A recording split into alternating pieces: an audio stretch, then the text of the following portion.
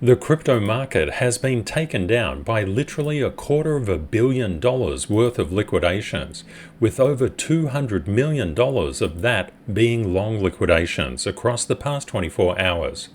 One thing to note, as we get more and more long liquidations inside the market, the shorts will get overconfident. If they get overconfident, they will find themselves on the wrong side of the percentage and the price will move against them. This is something that you need to be aware of. This means that things could get really volatile. That volatility is your friend. Yesterday, we had so many great comments. How to help others just navigate this crazy market. Sanjeev said, for any new trader, emotion is the one thing that you have to master before profits come.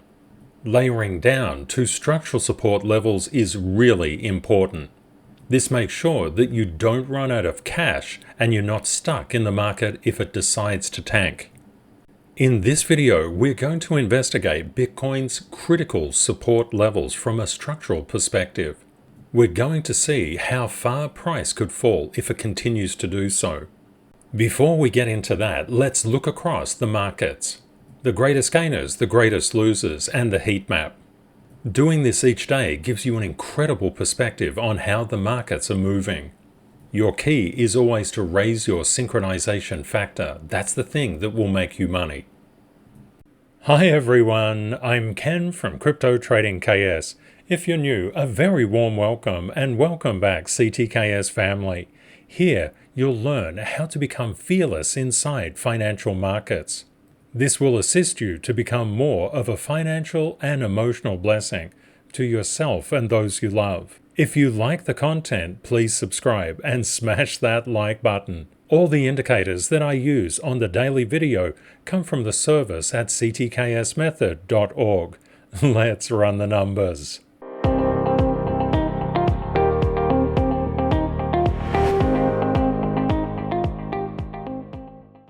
When we looked at Bitcoin a couple of days ago, we had this question: do you think Bitcoin is going up or going down? Over the long term, there's no question that Bitcoin is going up. It's a scarce monetary asset. It's coming into restricted supply with the halving. It's past the legal hurdles with statutory authorities. It is a non-security. So what the heck is happening? It's basically the institutions are pushing the price of Bitcoin down. Why is that? The institutional players realize that Bitcoin is so incredibly important. It's a vital part of the financial ecosystem going forward. They simply don't want to pay top dollar. They understand that when prices go red, retail flees from the market. It's a very unfortunate thing. This is when they're buying, but unfortunately, the majority of people are selling. We have to think institutionally. How do we do that? Well, the first thing to understand is to know where the structure is inside a specific price chart. When we look at Bitcoin since 2009, there's in excess of 5,200 days worth of data. And you might notice that I put a negative 4.81% arrow down here and said, what about if price was going up? It could go up around 5.39%. But what if it went down first and then went up? Instead of getting 5.39%, you get 10.99%. This is what the institutionals rely on. They rely on getting on the right side of the percentage and literally doubling their profitability. As price comes down, they're really excited because they're accumulating and they don't mind how far down it goes. In fact, the lower the better for them. That's why we must know where the structure is. So where is the structure? Let's just zoom in to this particular area. In yesterday's video, price was just coming down like this. So let's just zoom in here and get a better appreciation. Let's just pop on the indicator, and perhaps 4 hours is a little bit difficult. Let's just change it to the 1 hour view to get a bit of an understanding as to where price was going. Now I'll just get those indicators on here so that you can see how price obeys structural levels. One thing that we saw, we just couldn't break through this 41,786 mark. We tried and tried again. If we can't go above, we're going below. If we cut below, we're going to the next one. If we cut below again, we're going to the next one.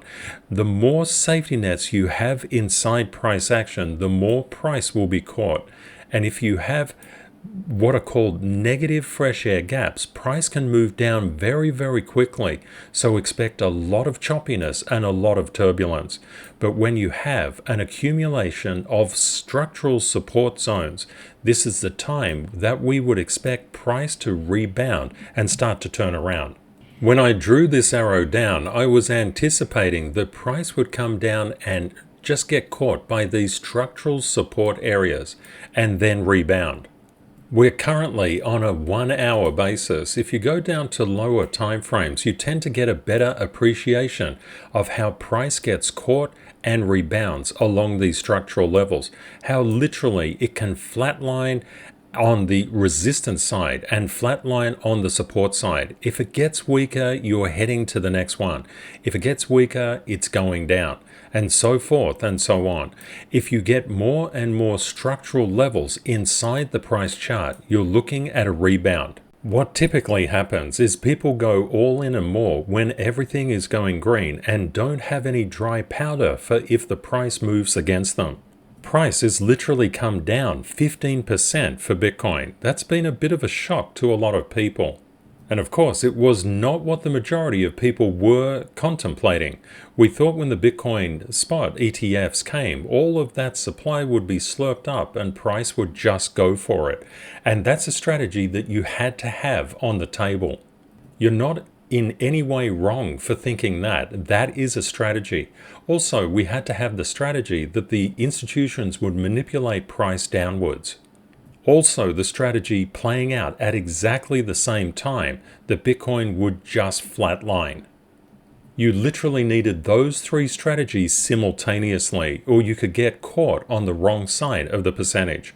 We've seen that Bitcoin has come down.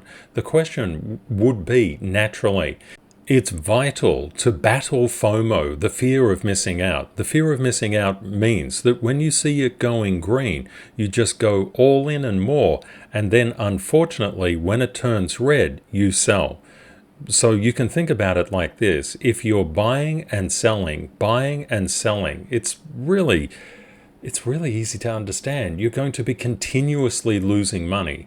This has got nothing to do with the market. This has got to do with our natural brain-based reactions to survival and to certainty and security. Inside financial markets, you have to go the other way. You sell when it's going green and you buy when it's going red. You can see right here, if you were selling, that's a good thing. But if you were buying down here, that's also a good thing because you're getting on the right side of the percentage. But what about the fact that you can see that the price goes down and it doesn't go straight back up? That is cool. You're still getting on the right side of the percentage. Just make sure that you're layering your levels correctly. Something that you need to be aware of, if price falls by 15%, to regain that 15%, to just come back to where it was, it needs to go up nearly 18%. It doesn't mean come down 15, go up 15. It means go down 15, come up 18. Or for example, go down about 4 and then come back up a lot more than what it would have gone up. This is why you really need to understand percentages. It is mandatory. When it comes to understanding percentages, the more that you go down, and don't forget that these lines, this 15% and this 18%, were drawn between these two yellow lines. But what if you go down a little bit more, further than that? Well, let's have a look at how that would play out if we just came back to that line. You can see that the lower that you go, the better your percentage return will be when it comes back up. This is why we buy on red and sell on green. And as an investor or a trader, you can have different levels where you're buying on red and different levels where you're selling on green. You don't go all in and all out. Not necessarily, but if that's your strategy, to buy all in on one level and to sell all out on one level, it can work, but it's a triple diamond run, you really need to know what you're doing. The real question is, where could Bitcoin go from here, and why did it stop out here? That happened for a very precise reason. Let's have a look at that specific area. If we just zoom into there and we pop on the indicator, what we can see, there were so many levels of structural resistance. It was going to be really, really hard to get above. That doesn't mean that we don't have a strategy, because the spot Bitcoin ETFs were being approved during that period. There was the probability that we could do really quite well, and we did do reasonably well, but only just for a bit of a blip in a minute. We came up nearly 5%, so that wasn't too bad, but not what a lot of people were expecting. We've ascertained that there was a lot of structural resistance around this area, and that was a bit of a problem. We still had to have three-dimensional thinking, our risk management playing out. The price could just party and go up. And unfortunately it didn't. It went the other way. But we had a strategy for that, which is BORSOG. So where is the really, really strong support inside Bitcoin? Before, we turned the indicator on to understand what was happening around that area.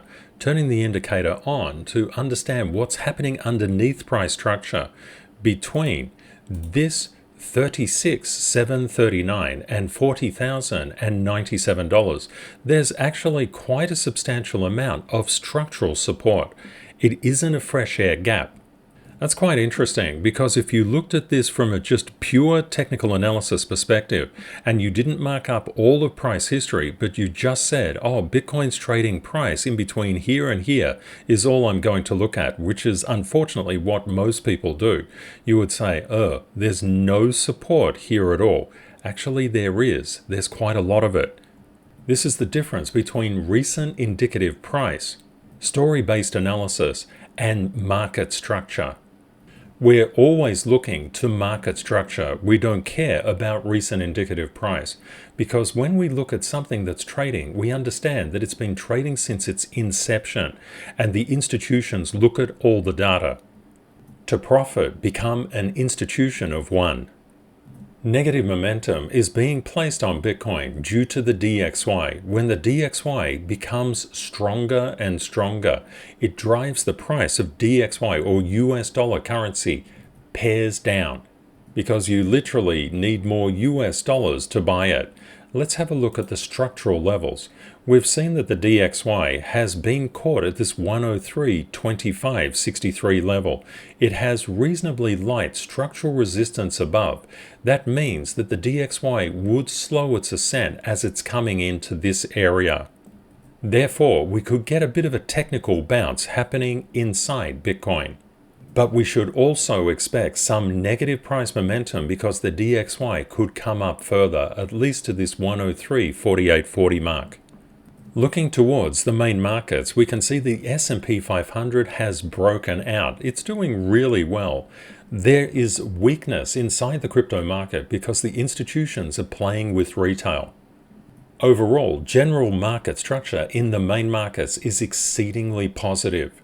Have a great day or night ahead, my friends, and Kate and I look forward to catching up with you again in the next video. Bye for now.